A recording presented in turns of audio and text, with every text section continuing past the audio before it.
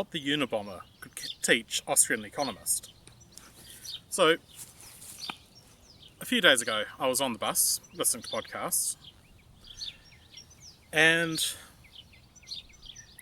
Ryan McMaken from the Ludwig von Mises Institute had done an editorial piece about the history of concerns that Christmas has become over-commercialised. It was an interesting piece of economic history. However, frankly, I feel that it was beneath the dignity of the Ludwig von Mises Institute, because they exist to keep around the Austrian School of Economics, which is a much more philosophically inclined school than the mainstream classical economists who try very hard to act like a physicist. I do hope that this little breeze doesn't render me inaudible. First time that I'm trying to use this camera for filming more than grass waving in the breeze. Anyway,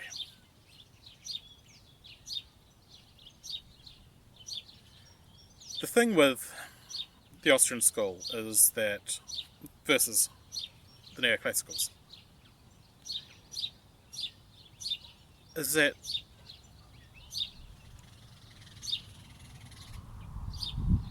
hold on, just wait for the vehicle to go past.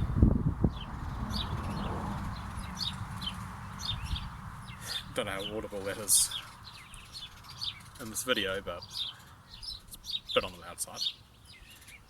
Anyway, the thing with the Austrians is that on one hand they are the most rabid free market economist about, for the most part. There's a couple of exceptions, but Austrian economists are usually very hard on the free market, some being outright anarchist. On the other hand, Austrian theory isn't consumerist in the same sense as mainstream neoclassical economics, from what I understand. The neoclassicals like to make nice, tidy calculus curves showing how much various bundles of goods are in demand. Whereas the Austrians are focused on the fact that people want to do things, but in order to do things they need stuff. Von Mises himself, his great big textbook, in which he tries to root economics and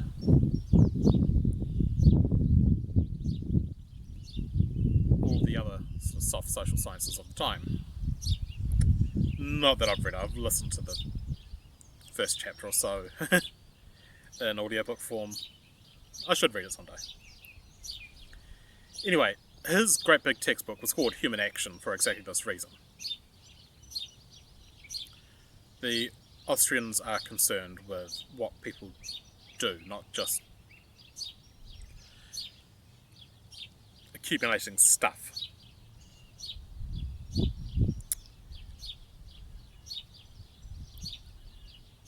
So, while McMaken's article was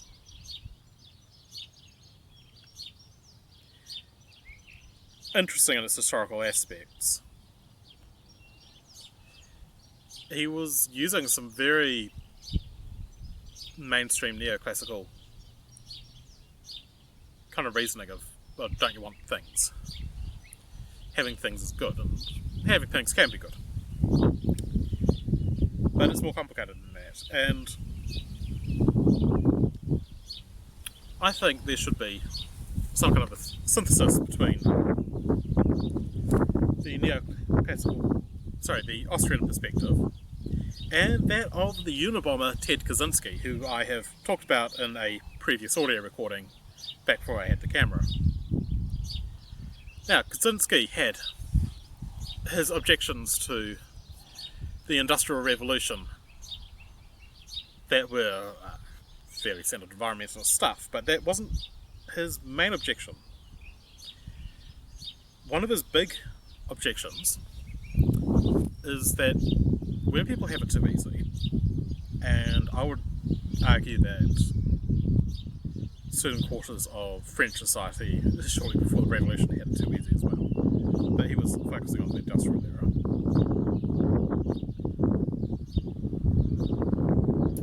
Another car is going past.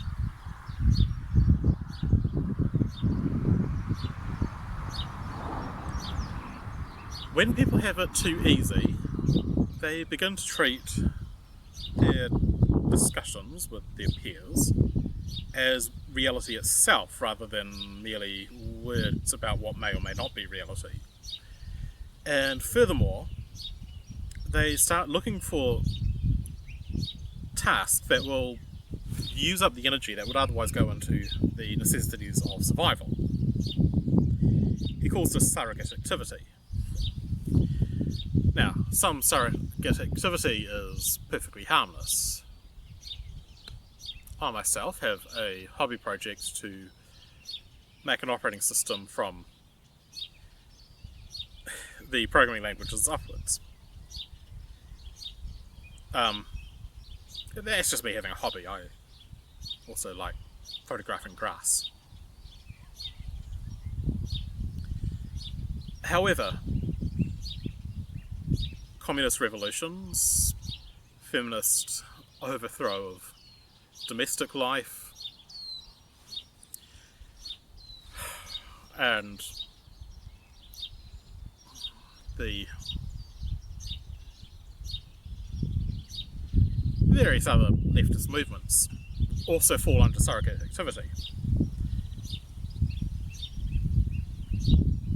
Mainstream conservatives assume that because Kaczynski was an environmentalist, he was also a standard leftist. This was not the truth at all. Kaczynski objected to industrialisation because it makes people into leftist.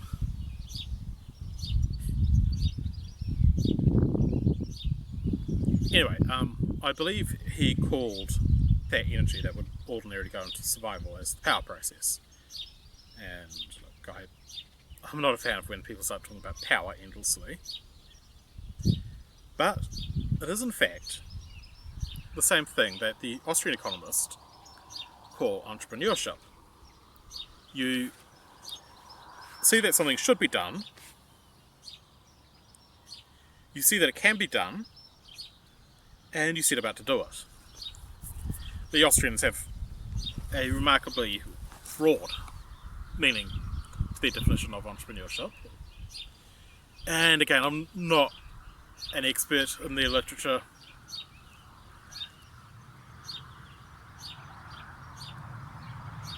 I'm just a guy who...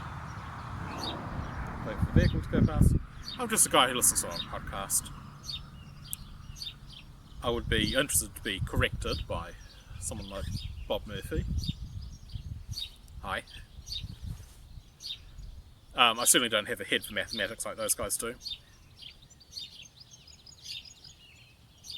Anyhow,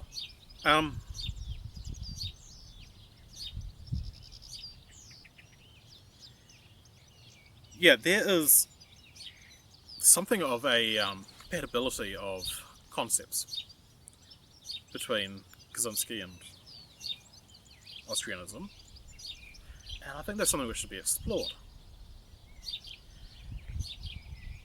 And I've got this hunch that entrepreneurship in the sense of business might be an alternative explanation to bombing people through the mail.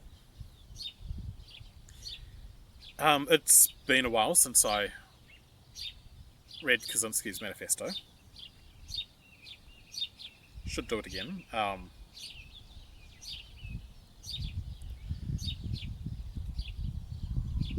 That manifesto, for the most part, is dangerously sane, right until you reach pretty much the exact middle where he talks about blowing people up by sending them bombs through the mail. That part is crazy. Yeah.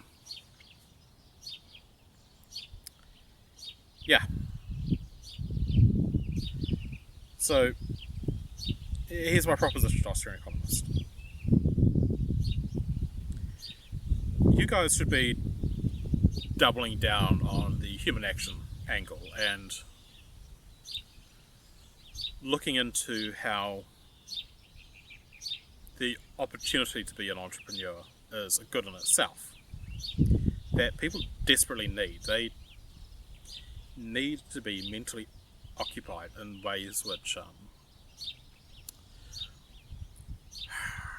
power is not the right word because it implies control over other people, but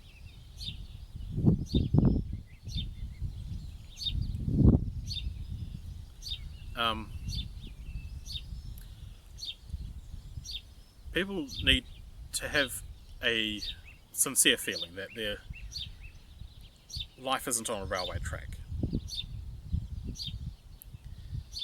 That if they see a hazard, they can swerve, metaphorically speaking.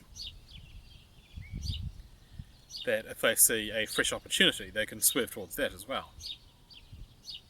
Pivoting, I believe they call it in Silicon Valley. Yeah, I haven't got an exact conclusion for this video, but that is an interesting direction to look in.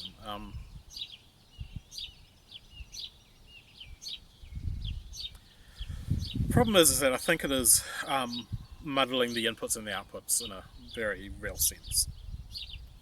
That the act of, or maybe it isn't, but it's that the act of creating something is a good that the creator desires in itself, separate to the distinct but not entirely separate, semi-separate from the benefit conferred upon the recipient of the creator's actions. Yeah, so, yep, I have a camera now. It is second-hand and uses mini USB. I cannot plug my lavalier mic into it. I think eventually I'm going to have some fun trying to sync up lavalier mic recordings with video and getting all nicely coordinated so that my lips move in time with slightly better audio.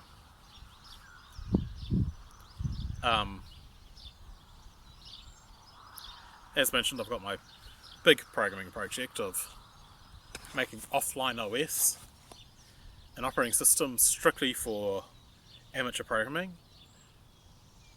But Vicinitude, my more immediate and consequential project, is moving forward. I have arranged to talk to the local residents association about it in a couple of weeks.